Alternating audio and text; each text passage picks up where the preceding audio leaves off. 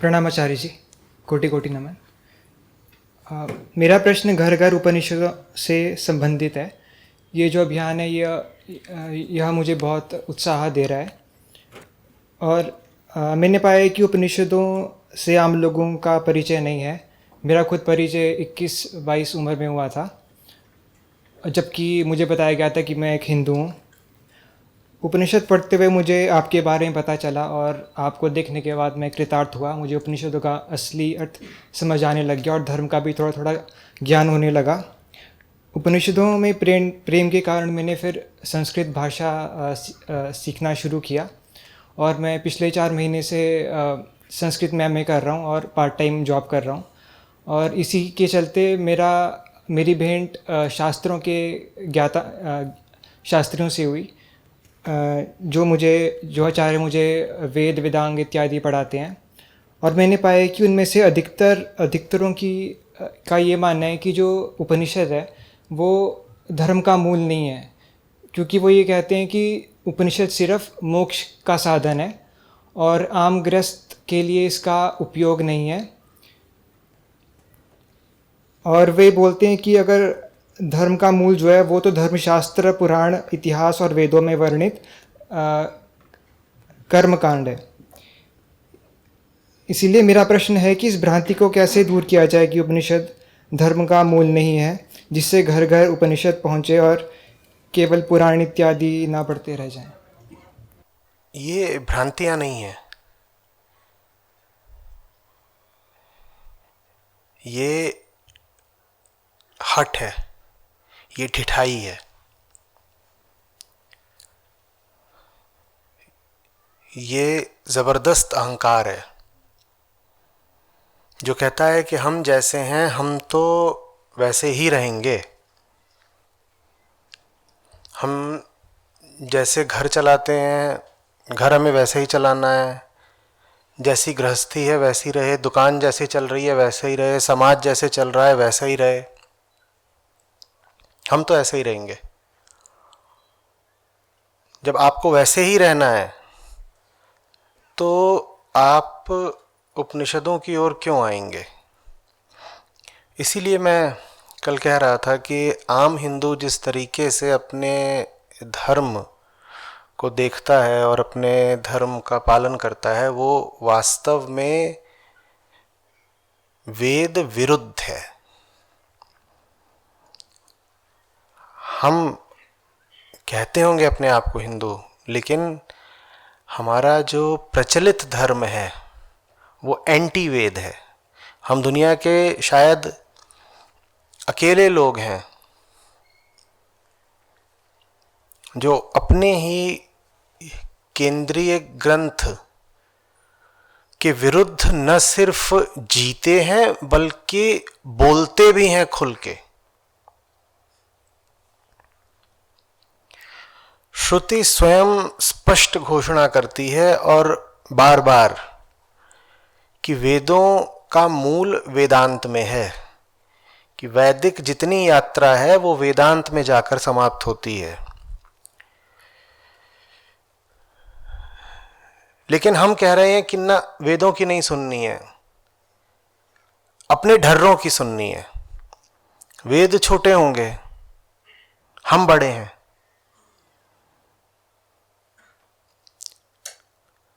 और यही कारण रहा है कि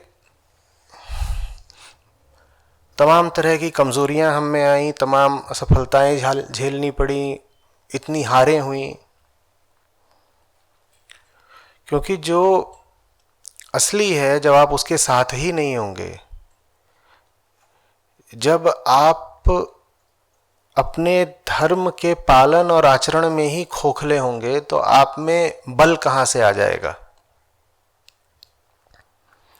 अहंकार कहता है कि ज्ञान भी मुझे वो चाहिए जो मेरे अनुसार हो, मेरी तरह का है ज्ञान, मेरी धारणा से मेल खाता हुआ है ज्ञान, तो मैं उसको स्वीकार करूंगा, नहीं तो मैं ज्ञान को भी अस्वीकार कर दूंगा। ज्ञान बड़ा नहीं है, मैं बड़ा हूं। ज्ञान नहीं बढ़ा, मैं बड़ा हूं। तो शास्त्र में भी क्या चुनना है क्या नहीं चुनना, ये बात मैं शास्त्र से नहीं पूछूंगा, ये मैं निर्णय करूंगा।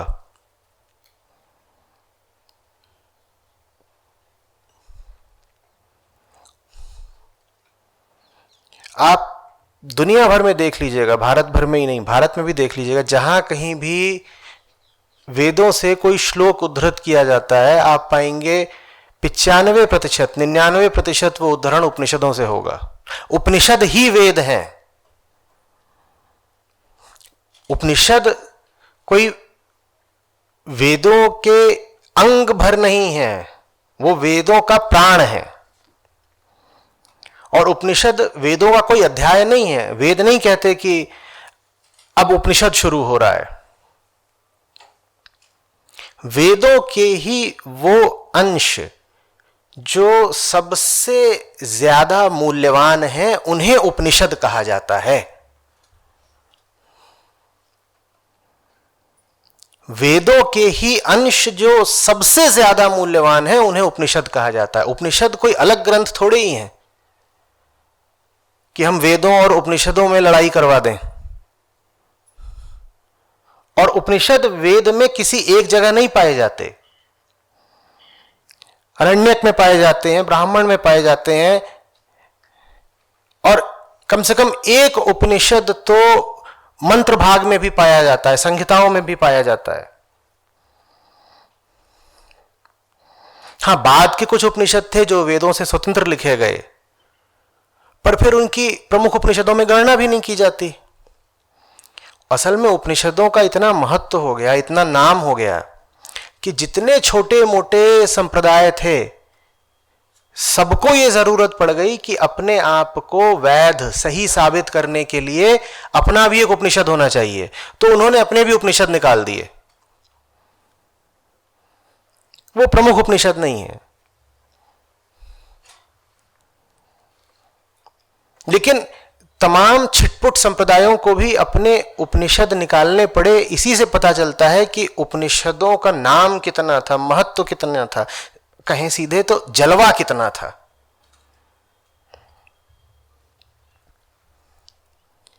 कुछ समझ में आ रही है बात?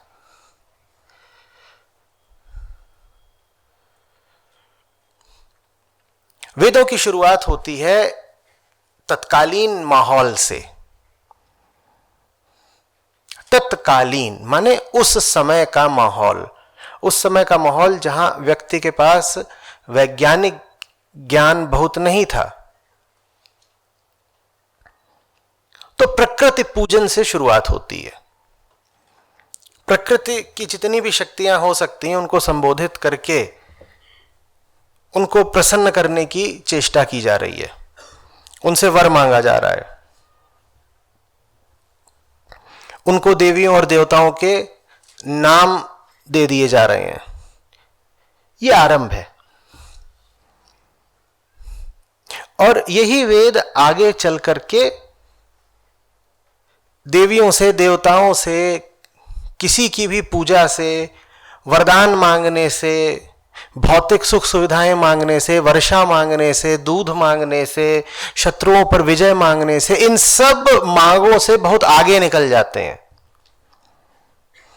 न इंद्र, न अग्नि, न वायु, न मारुत, मात्र ब्रह्म। उपनिषदों में आपको इंद्र का पूजन नहीं मिलेगा, और वेदों में इंद्र छाए हुए हैं। वेदों माने वेदों के आरंभिक हिस्सों में, मंत्र भाग में।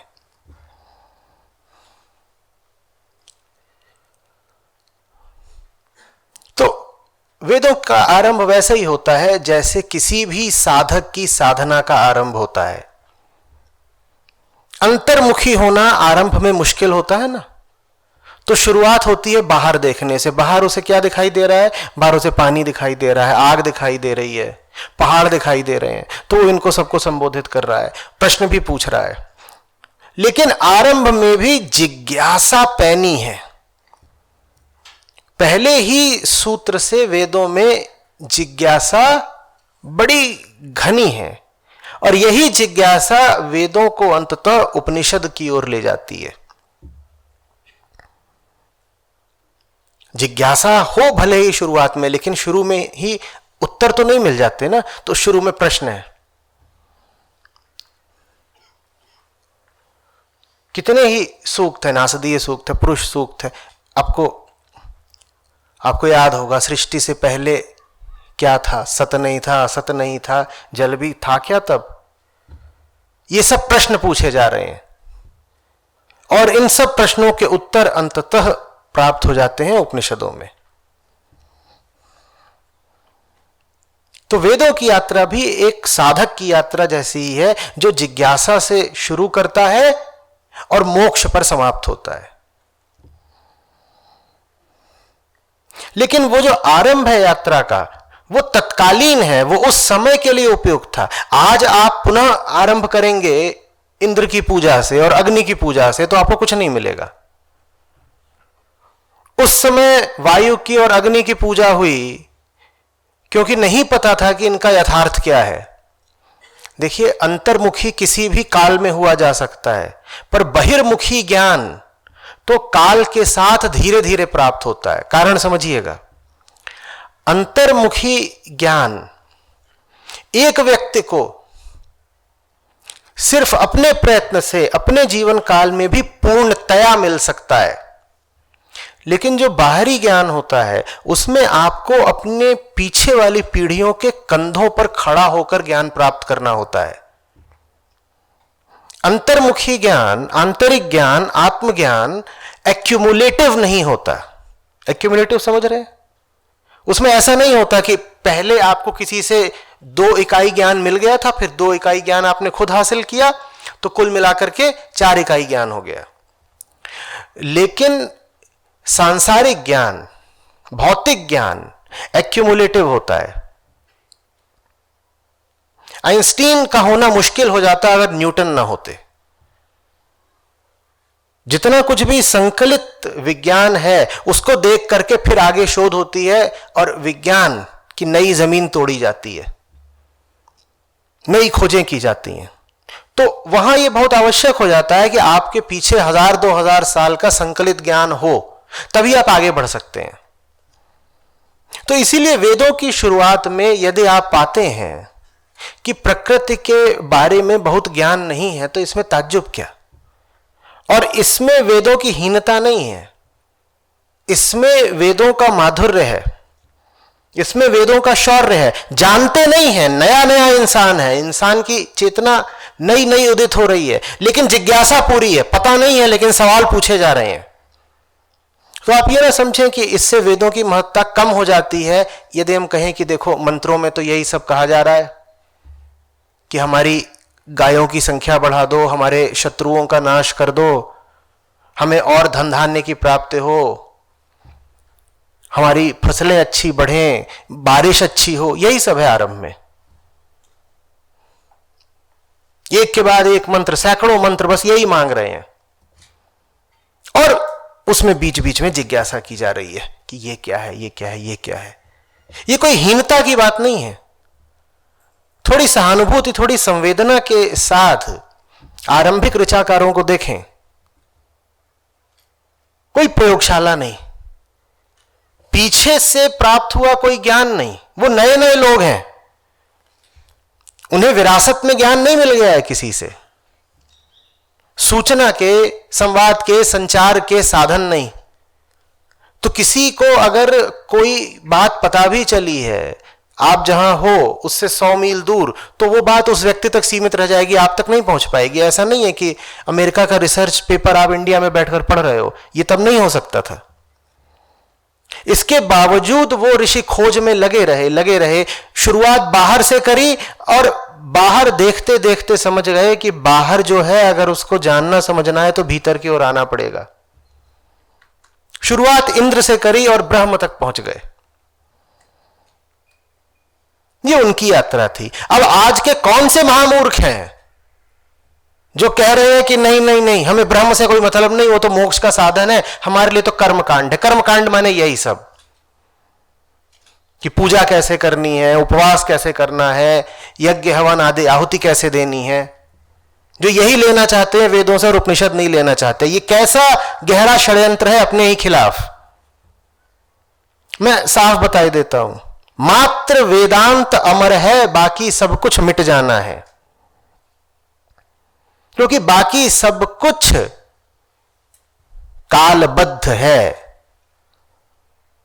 कालातीत नहीं है। कालातीत मात्र वेदांत है।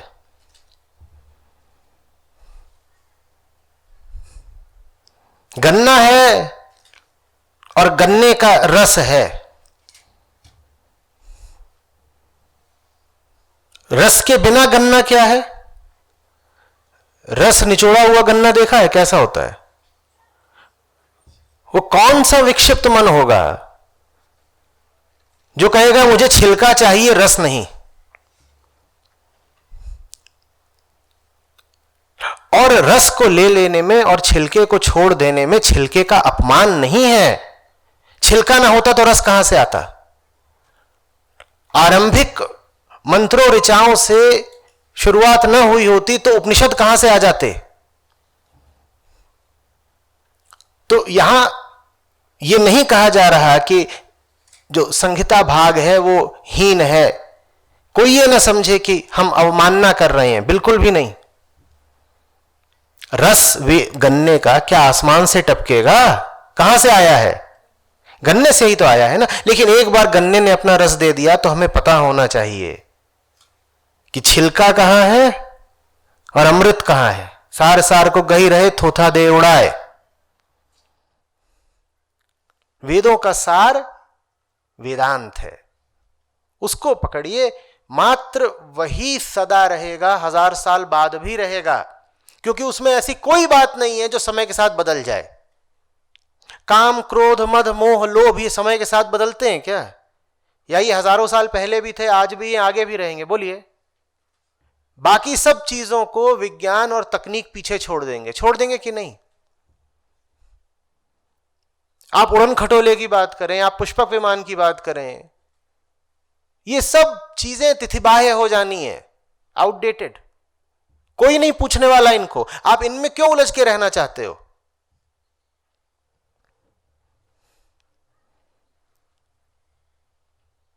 सब पुरानी किताबें एक बराबर नहीं होती। हिंदू धर्म बहुत हद तक पौराणिक धर्म बनकर रह गया है और यही इसकी कमजोरी का कारण है। हम किस्से कहानियों में उलझ गए। और फिर मैं कह रहा हूं, मैं पुराणों की अवमानना नहीं कर रहा।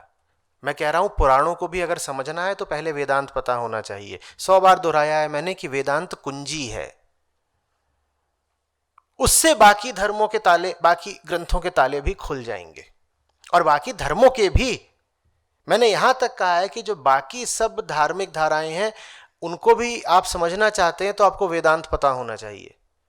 क्योंकि वेदांत आदमी के मन से मोक्ष तक की यात्रा है। वेदांत को समझ लिया तो बचा क्या? मन के अलावा है क्या संसार?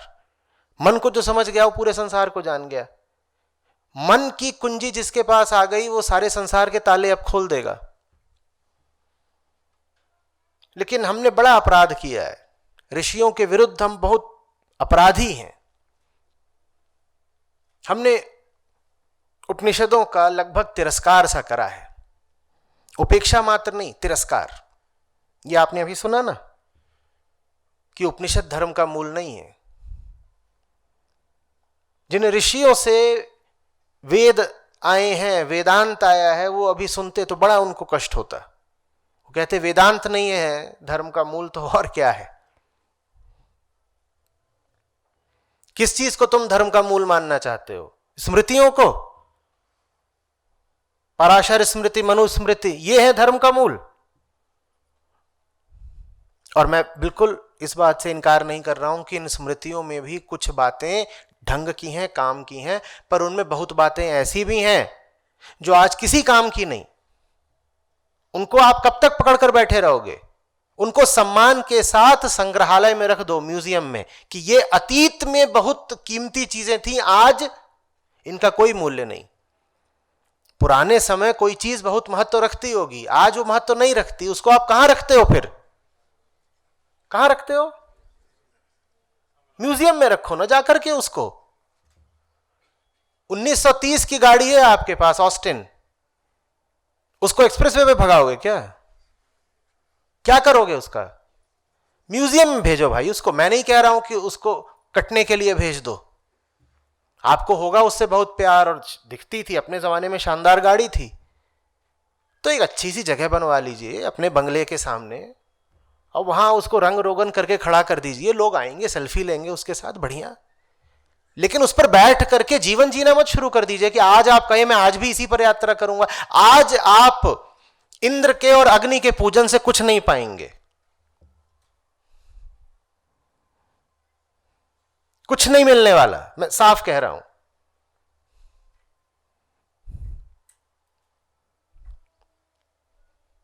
जिस तरीके का हमने रूप देखा है कि यज्ञ और आहुति, वो सब करके आज आपको बस प्रदूषण मिलेगा और कुछ नहीं। आप अगर अपने आप को हिंदू कहते हैं तो बहुत बार कहा है, फिर कह रहा हूं, आपको वेदांती होना ही पड़ेगा। हिंदू धर्म यदि वेदांत नहीं है तो कुछ भी नहीं है, फिर शून्य है, कचड़ा। हमने कचड़े को पकड़ रखा है, हीरे को छोड़ रखा है। हम जिस तरीके से अपना धार्मिक आचरण करते हैं अपनी गृहस्थी में, उसमें वेदांत 0.5% भी नहीं है, 0.1% भी नहीं है।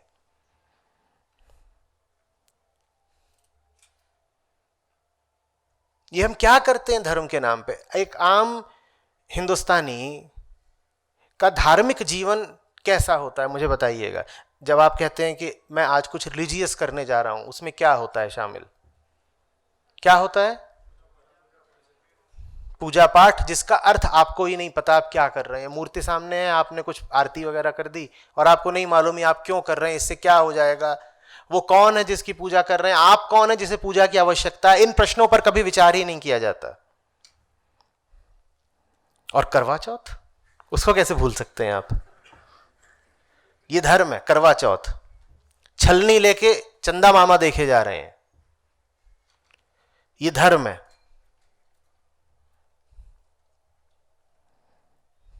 और क्या करते हैं हम धर्म के नाम पे? कहिए ना।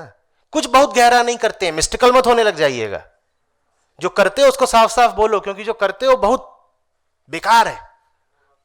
हाँ। नहीं, नवरात्रे हैं, नवरात्रि का भी आप अर्थ क्या समझते हो? किसने दुर्गा सप्तशती यहां पे पढ़ रखी है? कौन उसका अर्थ समझता है? नवरात्रि में जो लोग बहुत उत्साह दिखाते हैं उन्हें तो सप्तशती का नाम भी ना सुना हो, और जिन्होंने नाम सुना हो और कहते हैं कि पढ़ रखी है, उन्हें अर्थ कुछ ना पता हो, क्योंकि वो प्रतीकों से एकदम भरी हुई है। चंड मुंड शुंभ निशुंभ, आपको क्या लगता है वास्तव में घूम रहे थे राक्षस दानव कहीं पर? ये सब किसके प्रतीक है हम जानते नहीं।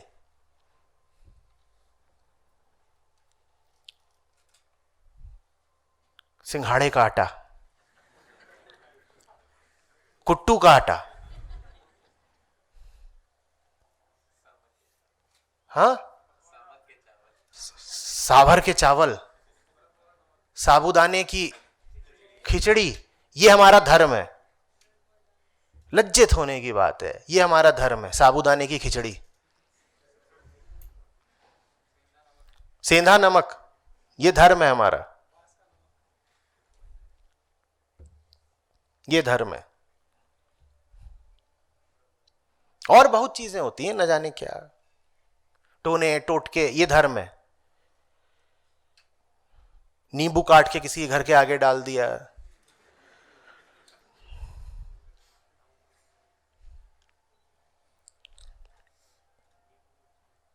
घर में झाड़ू लगा, उसमें जब झाड़ू लगा तो उसमें कुछ बाल भी थे, कचरे में होते ही हैं भाई, बाल गिरते हैं, और झाड़ू लगाया गया तो उसमें बाल भी आ गए, तो तुरंत कहा नहीं नहीं नहीं, ये बाहर मत फेंक देना, कोई बाल ले जाके टोटका कर देगा।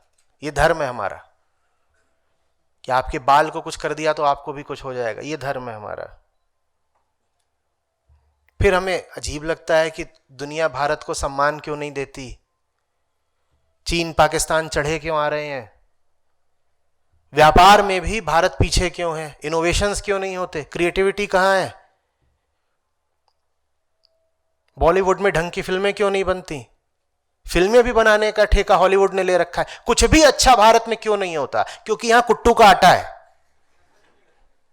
तुम जब तक ये करते रहोगे तब तक भारत में कुछ ढंग का नहीं होने का। और जिस दिन आम भारतीय के लिए धर्म का अर्थ हो गया वेदांत और उपनिषद और भगवत गीता, उस दिन देखना भारत कैसे चमकता है। हमने तो भगवत गीता के साथ भी ऐसा अन्याय करा है कि गीताकार को लड्डू गोपाल बना दिया। कृष्ण को हम गीताकार के रूप में नहीं याद रखते। कृष्ण को ऐसे ले लेते हैं छोटा सा बना के, उनको दही चटा रहे हैं, खीर चटा रहे हैं। कृष्ण का संबंध गीता से है या खीर और दही से है? पर नहीं, हमें तो मेरे नन्हे से गोपाल।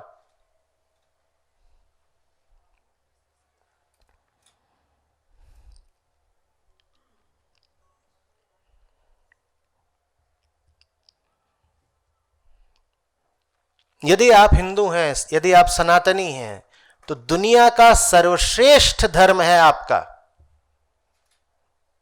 और मैं बहुत जिम्मेदारी और बड़े विचार के साथ कह रहा हूं, सर्वश्रेष्ठ धर्म नहीं है, सनातन धर्म एकमात्र धर्म है, बाकी सब धर्म है ही नहीं।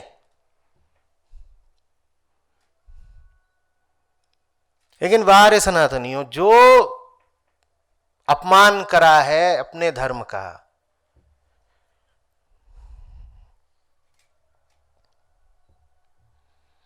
कहानियां कहानियां और कहानियां, बस कहानियां। और वो कहानियां ऐसी हास्यास्पद कि फिर जो हमारा मजाक उड़ाना चाहता है उसे हम मसाला दे देते हैं। आज ही सुबह किसी का संदेश आया है, हनुमान जी इतने बड़े ज्ञानी थे तो पूरे पहाड़ में बूटी क्यों नहीं खोज पाए? पूरा पहाड़ क्यों लेकर उड़े? अब दीजिए इस तर्क का जवाब। और ऐसे एक नहीं, हजारों तर्क आते हैं और फिर हमारे पास कोई उत्तर नहीं होता। हमारे पास उत्तर इसलिए नहीं होता क्योंकि हमारे पास धर्म के नाम पर सिर्फ कहानियां हैं, सत्य नहीं।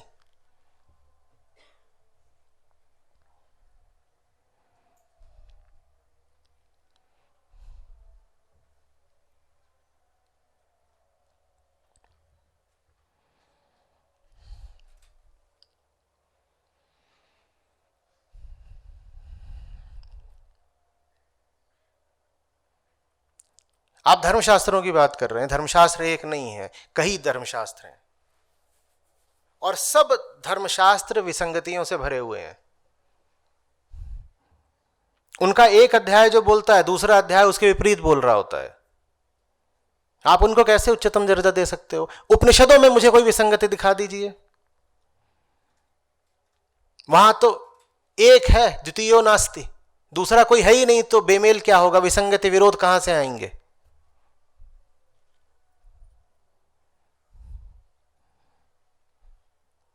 मनुस्मृति एक और तो यह कहती है कि जहां नारियों की पूजा होती है वहां पे देवता रमण करते हैं, और दूसरी ओर मनुस्मृति यह कहती है कि नारी को कभी भी स्वतंत्र नहीं छोड़ देना चाहिए, उसे हमेशा पिता पर या पुत्र पर आश्रित होना चाहिए या पति पर। आप कैसे इन दोनों बातों को एक साथ लेकर के चलोगे? बोलो।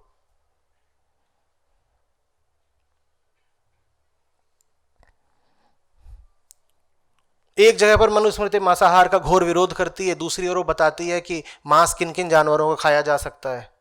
क्या लें वहां, क्या छोड़ दें?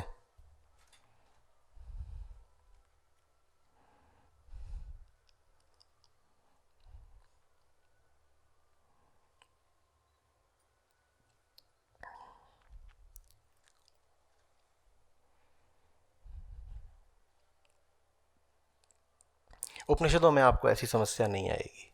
हाँ, उपनिषदों में भी एक दो जगह ऐसे ही हैं जहां पे ऐसी समस्या आती है, पर बस एक ही दो जगहें ऐसी हैं।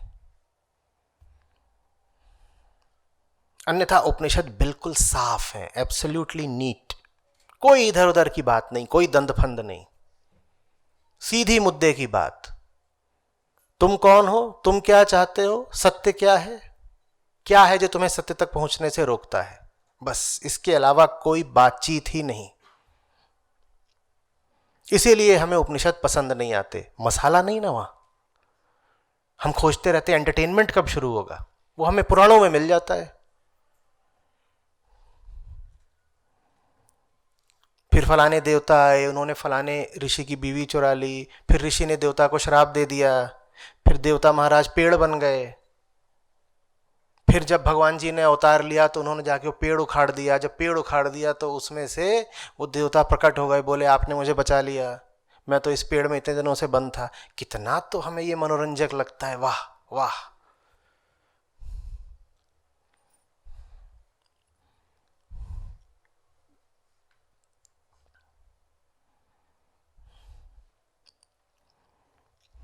इसलिए घर घर उपनिषद है।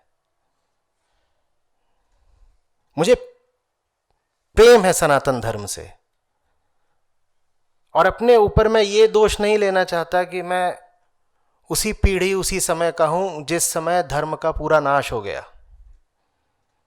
तो यथासंभव जो कर सकता हूं वो कर रहा हूं कि धर्म का वास्तविक स्वरूप आप तक पहुंचे। ये भी जानता हूं कि मैं बहुत छोटा हूं, अकेले कुछ कर नहीं पाऊंगा, लेकिन मेरे हाथ में दूसरों की बागडोर तो नहीं है। आप साथ आ सकते हो, सहायता कर सकते हो तो करिए, आप नहीं भी करेंगे तो मैं जो कर सकता हूं मैं करता रहूंगा।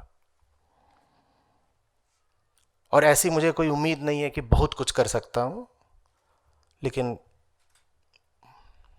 अपना कर्तव्य निभाऊंगा।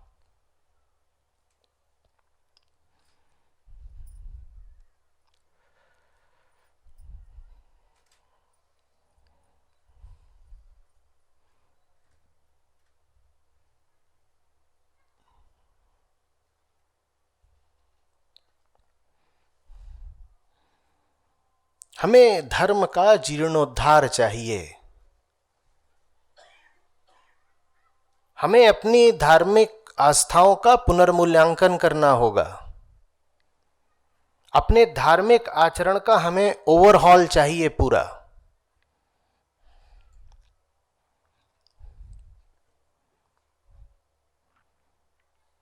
नींव बुनियाद वेदांत है, उस पर धर्म की इमारत हमें दोबारा खड़ी करनी होगी।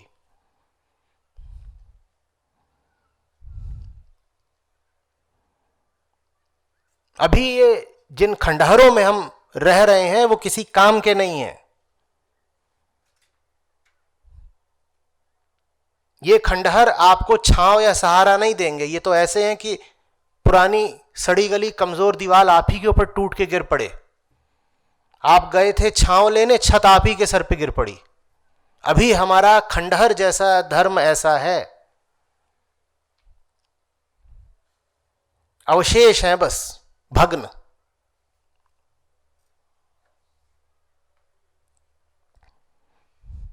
हां, बुनियाद बहुत मजबूत है, बुनियाद बहुत मजबूत है,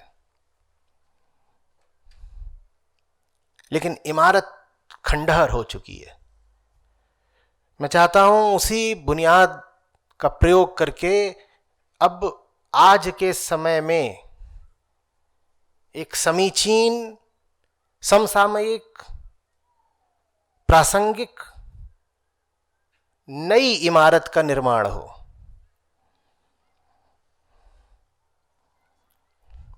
अगर सनातन धर्म को बचे रहना है और अगर भारत राष्ट्र को दुनिया में अपना स्थान कायम रखना है,